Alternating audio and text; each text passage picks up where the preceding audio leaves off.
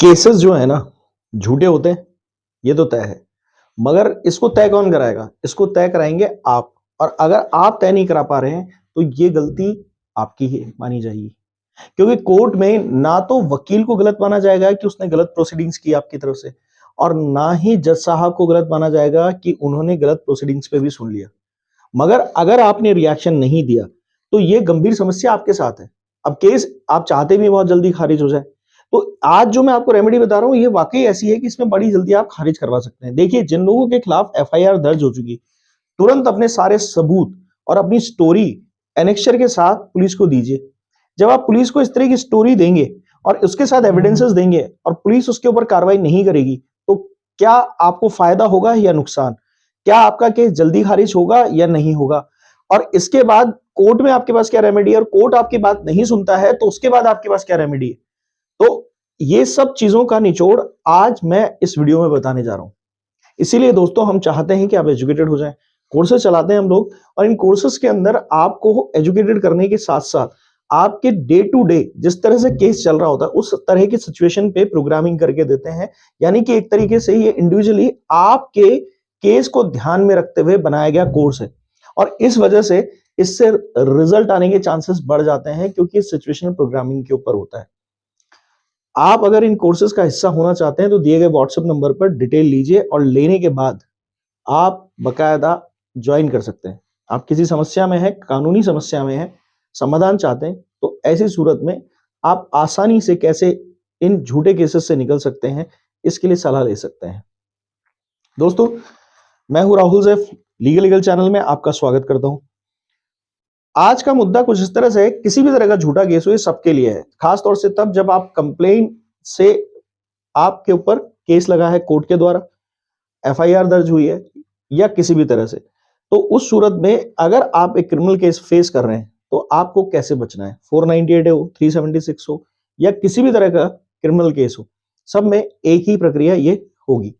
जब भी आप पे एफआईआर दर्ज हो, इन्वेस्टिगेशन में पुलिस के बुलाने पर, स्पेशली 41A के नोटिस पर बुलाने पर जाएं, मगर अपनी तैयारी करके जाएं, अपने बयान खुद लिखकर लेके जाएं, डायरेक्ट पुलिस में जाके दर्ज ना कराएं, खुद लिख के लेके जाएं, और उन बयानों को सपोर्ट करते हुए सारे एविडेंसेस वहां लगाएं।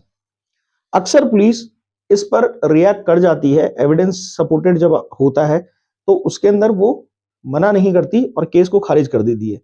कई बार एविडेंस नहीं लगाने के लिए बोलती है पुलिस, तो फिर आप उनके आला अधिकारियों को ये एविडेंसेस के समेत एप्लीकेशन दें और फिर इन्वेस्टिगेशन की डिमांड करें। इन दोनों जगह जब आप फेलियर रहे और फिर भी उसके बावजूद पुलिस आपके एविडेंसेस को नकारते हुए चार्जशीटेड आपको कर दे, तो चार्जशीट के तुरंत बाद 1 तारीख को आपको आर्ग्यूमेंट ऑन चार्जेस का बकायदा चांस मिलता है। मैंने अक्सर कुछ वकीलों को देखा है कि वो आर्ग्यूमेंट ऑन चार्जेस वाला जो मुद्दा है उसको पास करवा देते हैं, और इस वजह से ये होता है कि एक तो आपको गिल्टी जो है मानते हुए कोर्ट केस चलाता है।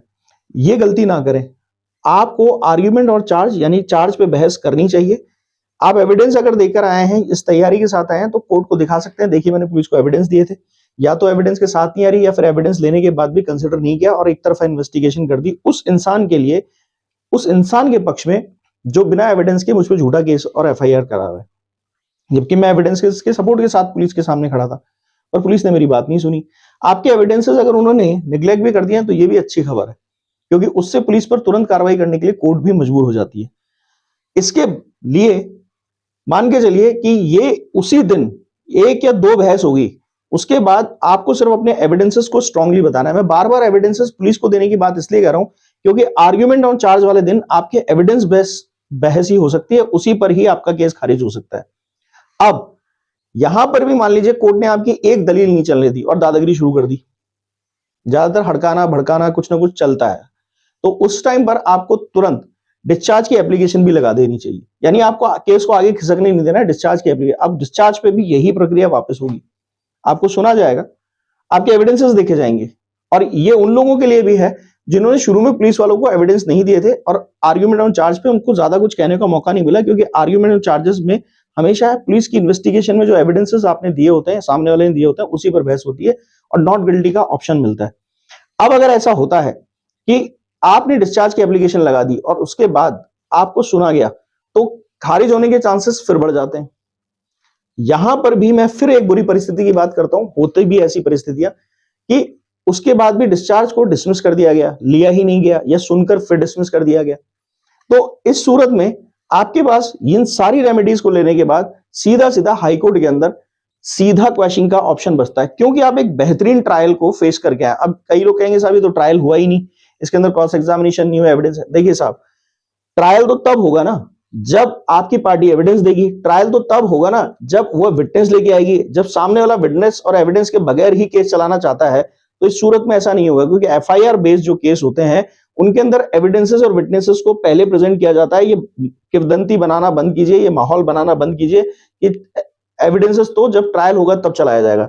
ये एक बेकार की, एक बदसलूकी है, ये कानून के संगत बात नहीं है। अगर आप सोचते हैं कि इस तरह की बात कोई बेवकूफ आपको कह रहा है तो उस बेवकूफ पे विश्वास करना बंद कर दीजिए, क्योंकि ऐसा नहीं होता। ये ट्रायल का विषय नहीं है। एविडेंसेस के बगैर केस नहीं चलाया जा सकता, क्योंकि इन्वेस्टिगेशन का मतलब ही होता है फाइंडिंग द एविडेंसेस। तो ये फेलियर ऑफ इन्वेस्टिगेशन है।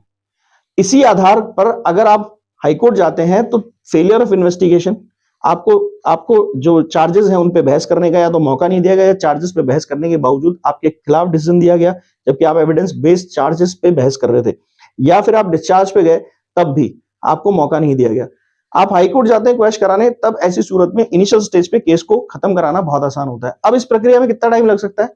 आप हद मार के मान लीजिए कि जो आर्ग्यूमेंट और चार्ज होता है उस पर ज्यादातर 1 या 2 दिन का टाइम मिलता है, ज्यादातर 1 दिन का ही मिलता है। अगर सही जजेस या मजिस्ट्रेट्स वहां बैठे होंगे आपको तुरंत फ्री कर देंगे। फिर भी आपको लगता है कि डिस्चार्ज एप्लीकेशन में जाना है तो उस पर एडजॉर्नमेंट से आप बचेंगे तो 1 या 2 हियरिंग में वो भी खत्म हो सकता है। एडजॉर्नमेंट मतलब तारीख पे नहीं जाना। अब हाईकोर्ट इन दोनों चीजों को देखने के बाद प्राइमा फेसी वैल्यू पे इस केस को लेगा, और इसमें क्वेश्चनिंग में टाइम इसलिए नहीं लगाएगा क्योंकि आपकी पार्टी ने इतने सब कुछ के बाद भी एविडेंसेस नहीं दिए, ना मजिस्ट्रेट साहब ने मांगे, ना इस तरह से कोई पहल की गई पार्टी की तरफ से। अब वहां बुलाकर सीधा आपकी पार्टी को पूछा जाएगा। आपका तो पक्ष पहले से हाईकोर्ट को जिस दिन आप ये अपनी एप्लीकेशन की ड्राफ्ट लगाएंगे उसी दिन क्लियर हो जाएगा कि आदमी पूरे सबूतों के साथ और मजबूत तरीके से खड़ा है और अपनी हर बहस पे कई चीजें क्लियर कर चुका है। पर क्योंकि सामने वाली पार्टी ने कुछ नहीं किया तो सिर्फ उसे एविडेंस दिखाने का मौका मिलेगा, और एविडेंस अगर वो नहीं दिखाता है तो फिर आपके इस केस में से निकलने के चांसेस पूरे तरह से पक्के हो जाते हैं और सामने वाले के चांसेस खत्म हो जाते हैं। एक पक्षीय कार्रवाई होगी। ये वीडियो अगर आपको अच्छा लगा ना तो कमेंट सेक्शन में ये बता के जाइएगा कि आपको क्या समझ में आया। और मैं इसमें और बता दूं कि जिन लोगों ने केस चालू किए 2 साल 3 साल से ज्यादा हो गए उनके लिए भी ऑप्शन है, तो आप सलाह लेके बात कर सकते हैं, क्योंकि केस टू केस वेरी करता है किस केस में हम ये सॉल्यूशन आपको किस तरह से दे सकते हैं।